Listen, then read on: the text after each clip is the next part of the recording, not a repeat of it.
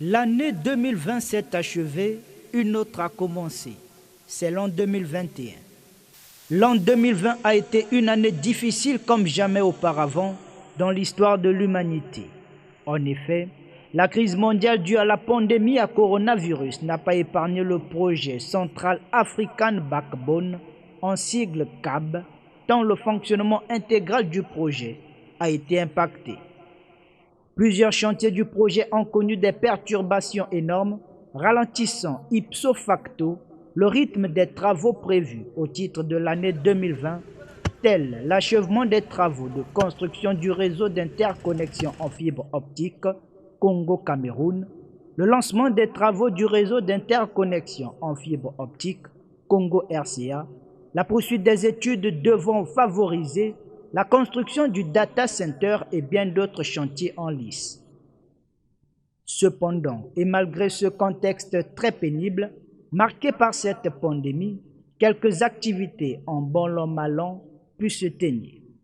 En rappel, l'année 2020 au projet CAB a été tout d'abord marquée par la nomination d'un nouveau coordonnateur national en la personne de Michel Ngakala, autrefois conseiller Backbone au dit projet. Michel Ngakala a été installé dans ses fonctions par le ministre des Postes, des Télécommunications et de l'Économie numérique, Léon-Juste Ibombo, le 31 mars 2020. Il remplace à ce poste M. Yvan Didier Miakanda, dont le contrat était arrivé à expiration. Période d'angoisse et de panique générale, mais aussi moment de solidarité face à la menace grandissante due à la pandémie du Covid-19 où des élans de cœur ont été manifestés à l'instar de la société China Communications Service International. En effet, la CCSI, à travers son directeur général au Congo, Léo Zhao Liang, avait remis, afin de lutter contre la Covid-19, au ministère des Postes, des Télécommunications et de l'Économie numérique, les 16 et 17 avril 2020, des masques de protection et gants médicaux. Ce don a, parmi tant d'autres gestes, facilité le travail du personnel restreint du ministère en charge des télécommunications pendant le confinement. Le 5 mai 2020, s'est tenue la réunion du comité de pilotage du projet CAB sous le patronage du ministre des Postes, des Télécommunications et de l'Économie numérique, Léon-Juste Ibombo, laquelle a adopté le budget exercice 2020 du dit projet à la somme de 15 milliards de francs CFA, ainsi que les documents favorisant le fonctionnement du projet conformément aux procédures définies par la Banque africaine de développement, BAD en sigle, notamment le rapport d'activité 2019, le plan de travail du budget annuel du CAB et le plan de passation des marchés. Le projet CAB est un projet assez stratégique qui se résume pratiquement sur 3 objectifs. Le premier objectif, c'est désenclaver l'arrière-pays, puisqu'il s'agit de la construction des infrastructures en fibre optique qui traversent le pays pour s'interconnecter aux frontières d'un autre pays. Et il y a aussi la création d'emplois, puisque ces travaux se faisant, il y a les populations rurales qui sont mises à contribution, puis il y a l'interconnexion régionale. Il y a donc une motivation derrière à faire que les États de la sous-région, les États de la CEAC puissent s'interconnecter. Et donc en fonction de ces éléments stratégiques, il nous est nécessaire de trouver les moyens qui fassent qu'on y arrive. L'autre fait marquant de l'année 2020 au projet CAB a été la mission de suivi et d'évaluation des travaux de construction du réseau sous-régional en fibre optique qui reliera le Congo avec le Cameroun, conduite par le coordonnateur national du projet, Michel Ngakala. L'objectif de cette mission, effectuée dans le département de la Songa, du 26 juin au 2 juillet 2020, était d'évaluer l'état d'avancement de la phase pilote et le niveau d'exécution des travaux de construction des shelters de ce réseau. En vue de régler tous les différends qui surgissaient déjà entre le maître d'ouvrage et les populations riveraines, un plan de gestion environnementale et sociale a été élaboré par la BAD. Ce plan consiste à indemniser les populations riveraines en cas de dommages causés par l'emprise de la route pendant la construction du réseau. C'est dans cette optique que le coordonnateur national du projet CAB avait procédé à la mise en place d'un comité de gestion des plaintes des ouvriers et des populations riveraines. C'était le 29 juin au cours d'une réunion à Ouessou. Le coordonnateur national du projet CAB avait, en outre, entretenu les populations riveraines du village Paris le 29 juin pour régler une plainte relative à un incident survenu pendant l'exécution des travaux. Les ouvriers de l'entreprise CCSI avaient détruit les orangers et les manguiers sauvages d'un groupement de femmes autochtones.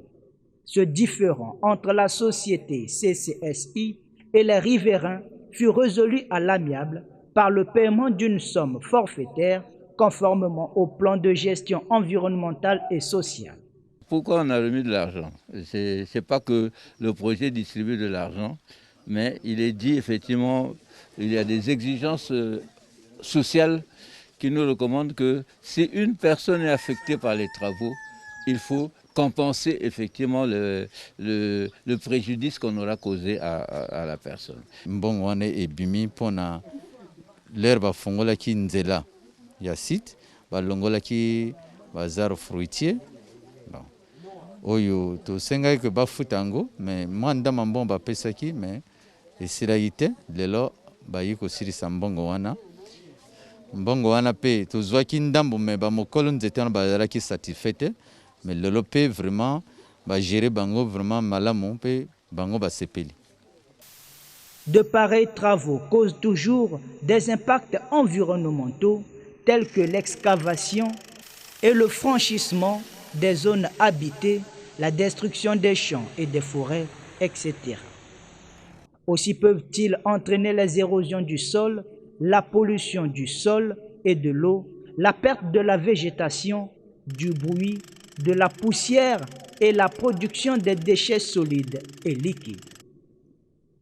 C'est ainsi que la BAD avait prévu, dans son PGES, le volet environnement du projet CAB en vue d'atténuer les impacts dus au changement climatique et à la dégradation de l'environnement.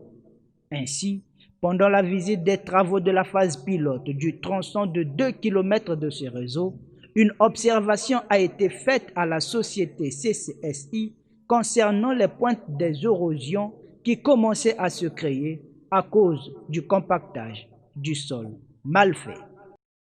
Au projet CAB, 2020 a été également caractérisé par la cérémonie du lancement des travaux de construction du réseau d'interconnexion en fibre optique reliant la République du Congo et la République du Cameroun le samedi 8 août 2020 en Tam, localité frontalière dans le département de la Songa, grâce à l'appui financier de la Banque africaine de développement. L'événement s'est déroulé sous le patronage du ministre des Postes, des Télécommunications et de l'Économie numérique, Léon Juste Ibombo, qui avait à ses côtés le représentant du gouvernement camerounais, M. Mahamadou Saoudi, secrétaire général près le ministère des Postes et des Télécommunications du Cameroun, représentant la ministre camerounaise des Télécommunications et le représentant de la BAD au Congo. L'acte symbolique marquant le lancement de ces travaux de construction du réseau d'interconnexion en fibre optique Congo-Cameroun a été la pose de la pierre par le ministre congolais en charge des télécommunications et par le secrétaire général près le ministère des Postes et des Télécommunications du Cameroun. Cet acte symbolique traduit la matérialisation de l'ambition des chefs d'État de la CEMAC exprimée en 2007 à Djamena au Tchad lors de leur sommet ordinaire. Au cours de ce sommet, les chefs d'État et de gouvernement de la communauté avaient émis le vœu de briser la fracture numérique en interconnectant les pays de la sous-région par le biais de la fibre optique et en offrant l'emploi aux jeunes. Aujourd'hui, nous sommes en train de matérialiser une ambition des chefs d'État et de gouvernement de la CEAC. Mais il vous souviendra qu'il y a quelques mois seulement, le président de la République, son Excellence M. Denis Sassou Nguesso, venait à peine d'inaugurer la route qui relie le Congo-Cameroun. Et aujourd'hui, nous venons justement accompagner cette ambition du chef de l'État pour matérialiser l'intégration sous-régionale de la région Afrique centrale à travers la construction de ce réseau très haut débit à fibre optique qui fera en sorte que les États, le Congo et le Cameroun, que nous puissions plus emprunter les routes internationales pour notre collectivité. Aujourd'hui, la volonté de nos deux chefs d'État et surtout au Cameroun, je voudrais vous dire que son Excellence Paul Biya a mis un accent particulier sur le développement de l'économie numérique. Je profite de cette situation pour montrer quelles sont les opportunités qu'on pourrait avoir à établir cette interconnexion avec le Cameroun, qui dispose aujourd'hui de plus de 12 000 km de fibres optiques. Et c'est un avantage pour la redondance des équipements au niveau du Congo, au niveau de toute la sous-région. Et nous pensons que véritablement, l'intégration n'est pas que physique à travers les routes qui sont en train d'être construites, mais aujourd'hui, le télétravail, la télémédecine, tout ce que M. le ministre a cité, trouvera donc comme point d'ancrage dans le réseau de télécommunications. La construction de ce réseau implique la pose de 347 km de fibres optiques de 72 brins, la pose de 705 km de tubes PEHD, la pose de 347 km de grillage avertisseur, la pose de plus de 350 chambres L3 TV, la fourniture, l'installation et la configuration des équipements actifs de transmission de type OSN 9800, la fourniture, l'installation et la configuration d'un système de télésurveillance avec caméra IP pour la surveillance centralisée des sites techniques, la fourniture, l'installation et la configuration des équipements d'énergie, la mise en place d'un système d'alimentation électrique hybride pour l'ensemble des 6 sites. Il est aussi prévu, dans le cadre de ce chantier, la mise en place d'un système de gestion et de monitoring de l'ensemble du réseau. Le coût global des travaux de construction de ce réseau s'élève à 6 676 791 141 francs CFA.